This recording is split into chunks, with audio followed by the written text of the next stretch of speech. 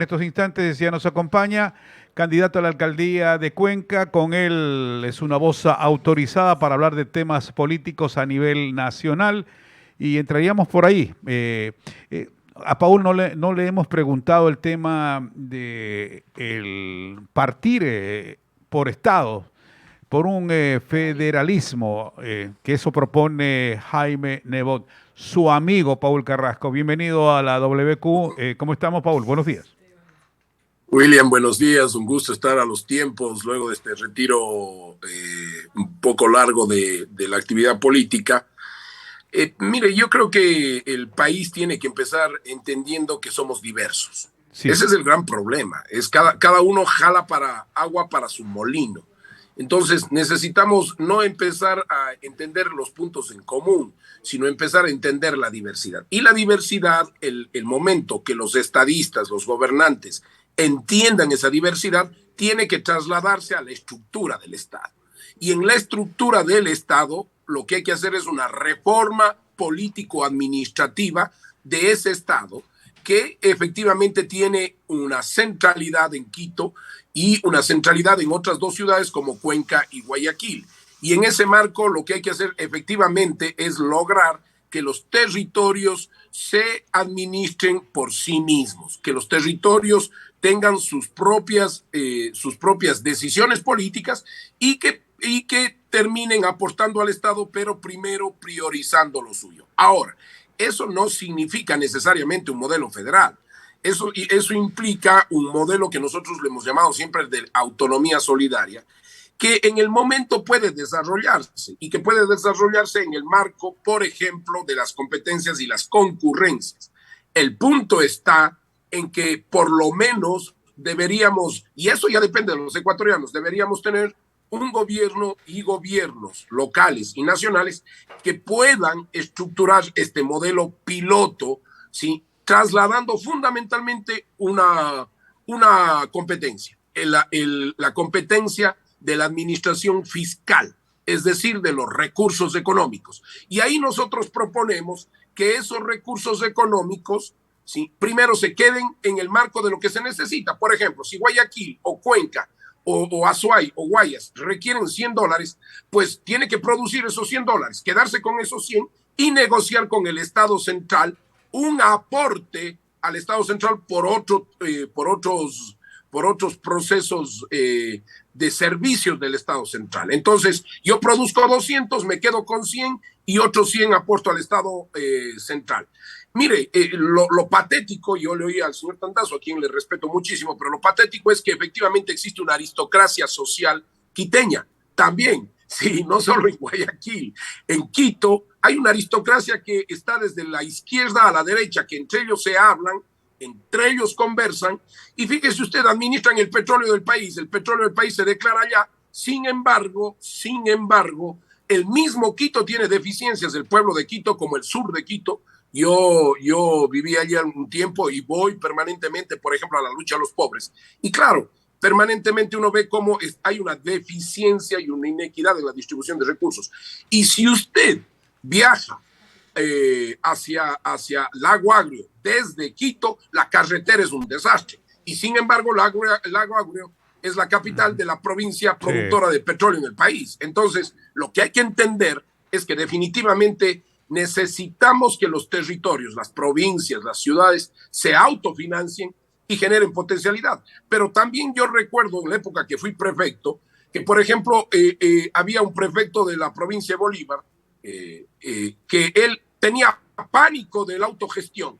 Él quería todo que le den, porque decía que pobrecitos ellos. Y eso en varias provincias. Entonces hay que estructurar y hay que plantearse una propuesta absolutamente distinta desde los gobernantes. Claro. Y buscar un acuerdo, ahí sí, un acuerdo nacional reconociendo la diversidad y que cada provincia se autofinancie. Yo creo que Claro. por ahí pasa el proceso. Sí. Mire que la regionalización, al final, el señor Lenín Moreno no ejecutó ese proceso. Ya, Paul, pero de lo que tú dices, entendiendo un poco, nada de convertir en estados, ¿no? Sino que una especie de autodeterminación, o mejor dicho, administrar y comenzar como un plan piloto el tema de lo fiscal. Tanto requiero, entonces esta plata me pertenece y el sobrante va para el Estado.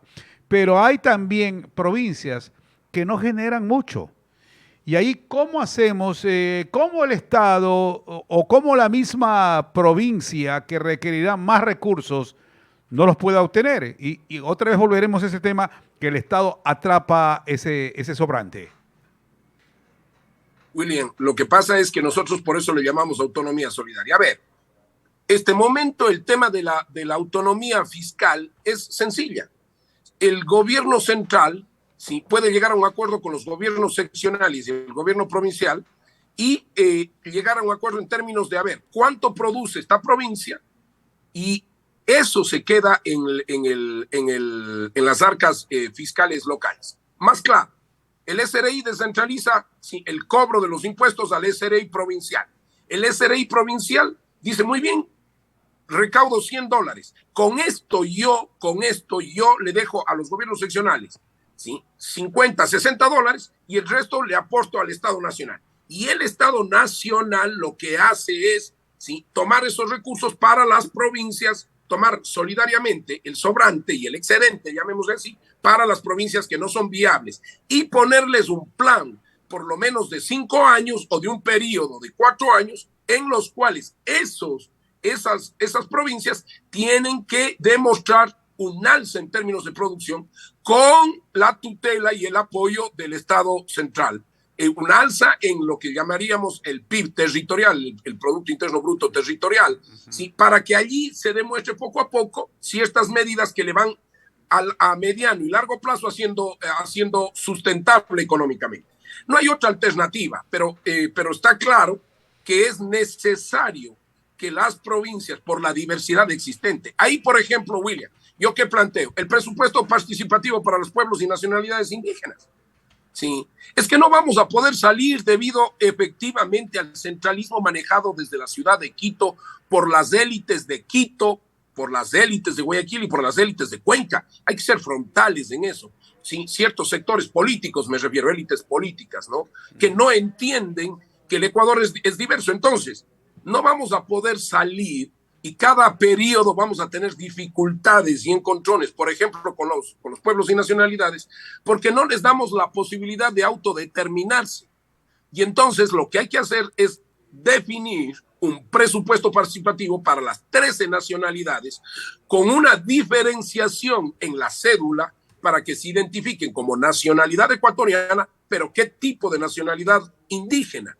Y en ese marco que tengan un consejo de gobierno participativo, como ya lo tienen, y que desde allí se administren y darles la posibilidad de que tengan la responsabilidad de que se autoadministren. Yo creo que esa es una alternativa. Si bien es una idea que hay que profundizarla, pero el país necesita mostrar que la diversidad existente, o sea, que los pueblos y nacionalidades indígenas, que las provincias, que los territorios puedan autoadministrarse. Y además dejamos así de ser paternalistas. Y hay una cosa también, la corrupción deja de ser centralizada, ¿sí? Y pasa a ser controlada por lo local. Y si ya un territorio es corrupto, es responsabilidad de ese territorio, ¿sí? El hecho de que se roben la plata y que no inviertan en su territorio. Ya. Me refiero al prefecto y los alcaldes. Sí, ingeniero Paul Carrasco con nosotros, candidato a la alcaldía de Cuenca, ya vamos a hablar sobre Cuenca.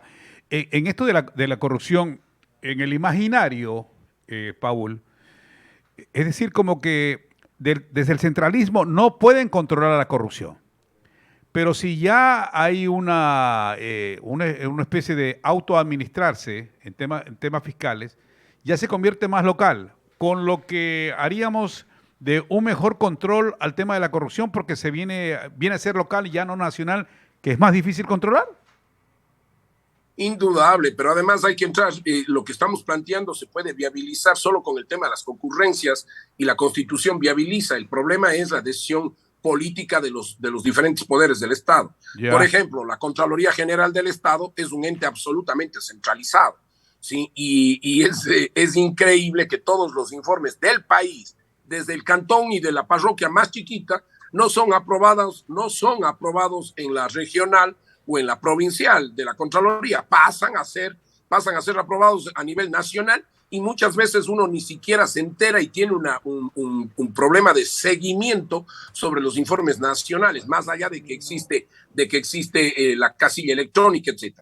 Entonces, hay que estructurar una propuesta en donde los territorios se autocontrolen incluso en términos de corrupción. Yo creo que la Contraloría General del Estado, la Fiscalía, pueden dejar tranquilamente que los territorios y sus direcciones provinciales sean la última instancia en la sanción, ¿sí? en el seguimiento, control y sanción.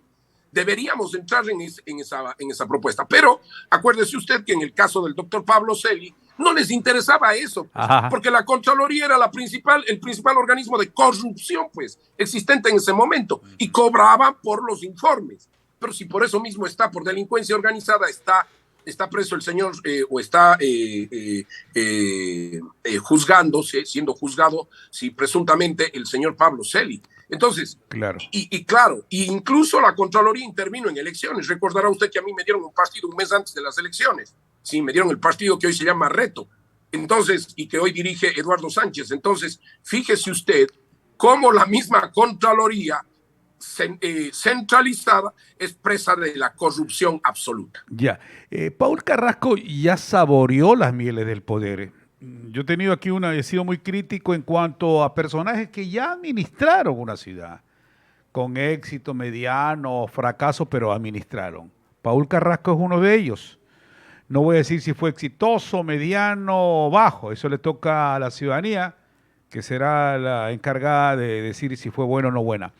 Pero vuelven los mismos actores, es decir, está en la política Paul Carrasco, de repente ya lo veo como tiktokero, porque te he visto como tiktokero, y otra vez reaparece a una candidatura. Paul, ¿por qué no los jóvenes? A ver, en Cuenca hubo un proceso, y William y yo me dediqué a hacer efectivamente redes sociales. Y ojo, ¿no? Hago TikTok e impulso a través de una empresa multimedia que tenemos con mi familia. Es un emprendimiento que lo estamos sacando adelante que se llama La Fonda de Carrasco. Nosotros impulsamos los microemprendimientos y mostramos realidades sociales.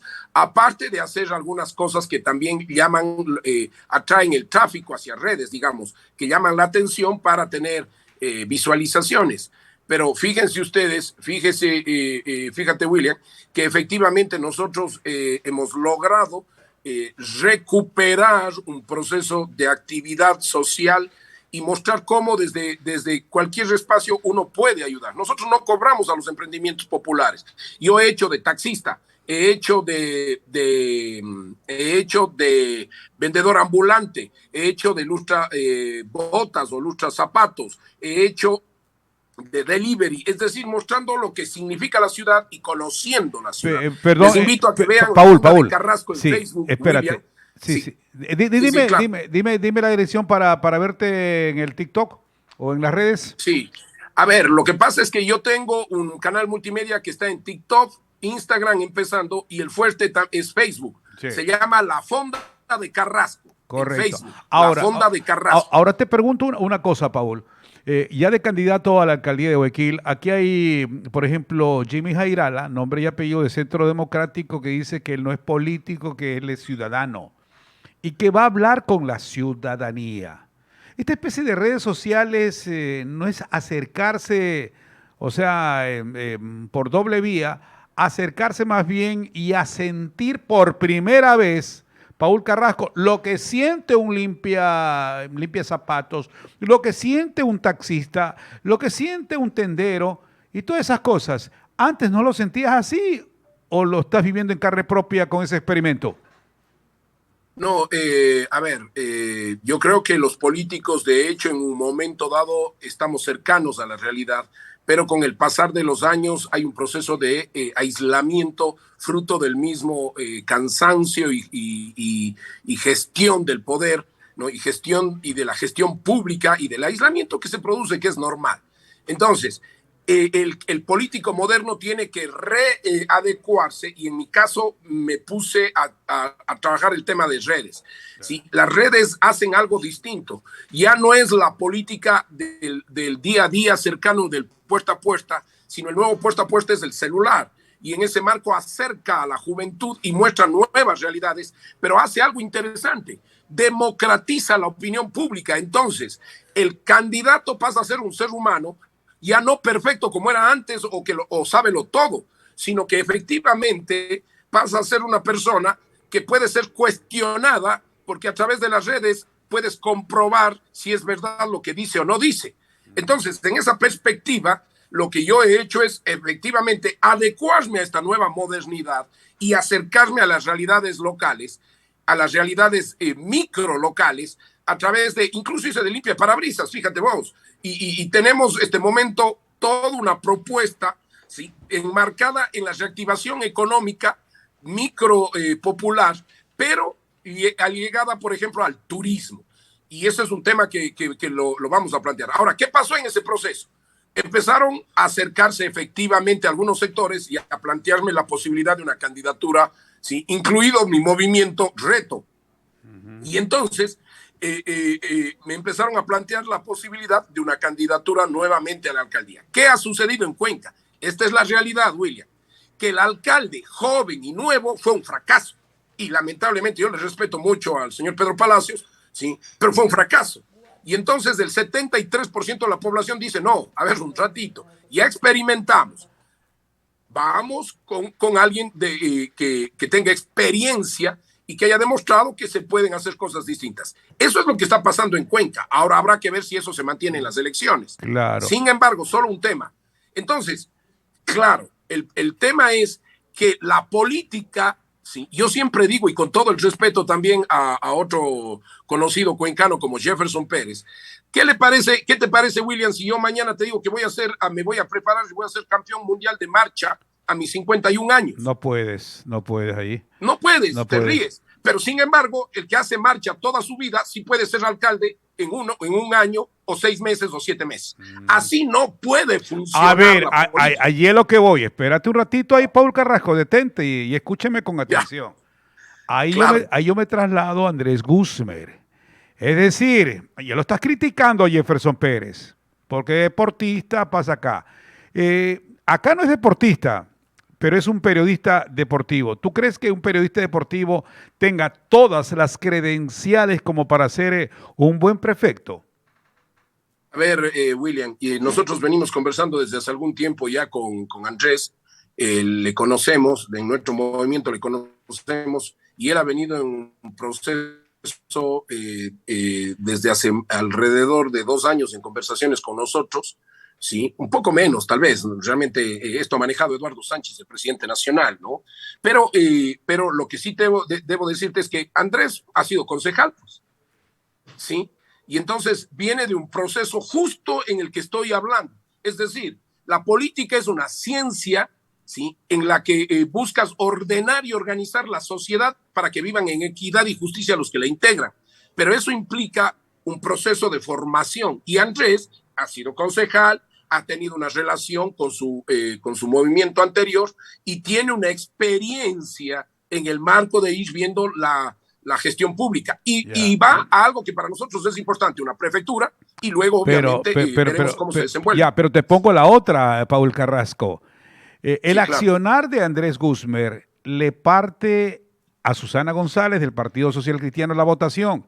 Le parte también a Nicolás Lapente. Es decir, entre Susana, entre Andrés y entre Nicolás, ahí va a tener que pelearse fuerte. Están partiendo la votación y que de repente entra por fuera otra persona y gana una prefectura. ¿No crees eso, Paul? Bueno, yo creo que a ver, no conozco los detalles ya en este momento. Yo me he dedicado más a Cañar y a Azuay y algo de Loja en el movimiento, sí, pero yo pienso que eso es parte de la democracia y efectivamente habrá que ver qué opciones tienen otros candidatos. Pero lo que sí puedo asegurar es que Andrés está muy posicionado en este momento en la población del Guayas y que viene ya de un proceso más corto que otros, que el mío, por ejemplo, mucho más corto, pero viene de un proceso. Entonces, ¿qué pasó en Cuenca? En Cuenca llegó un señor desconocido que venía supuestamente con mucha fuerza en el mundo empresarial y le fue muy mal en la alcaldía, que es con el debido respeto. Siempre digo, porque a los oponentes hay que tratarlos con el debido respeto. Ganó la elección, tuvo en su momento el apoyo popular. Ahora creemos que en Cuenca se puede poner al servicio la experiencia y ver cómo nos va. Siempre sabiendo humildemente que uno se equivoca también. No es que la experiencia te da toda la certeza, pero sí de los fracasos, de las equivocaciones, uno ha aprendido y sabe perfectamente qué es lo que no debe volver a hacer, incluso en lo emocional y en lo personal, porque el poder también te atonta, Claro, William. Y así eso es un tema que los jóvenes tienen que venir manejando desde las concejalías, desde un proceso muy de abajo, para poder emocionalmente enfrentar lo que significa la gestión pública, pero sobre todo el poder en sí mismo de manera psicológica. Claro. Paul Carrasco, agradecemos la participación aquí. No te olvides, cuando vengas por Guayaquil, nos tomamos un cafecito en esta nuestra nueva cabina y vas a conocer nuestros proyectos también, lo que tenemos en mente y cómo hacemos aquí en nuestra propia cabina el informativo de primera. Un abrazo, Paul Carrasco. Un abrazo, William, y muy amable, y un saludo a la gente de Guayaquil. Muchas gracias. 8:40.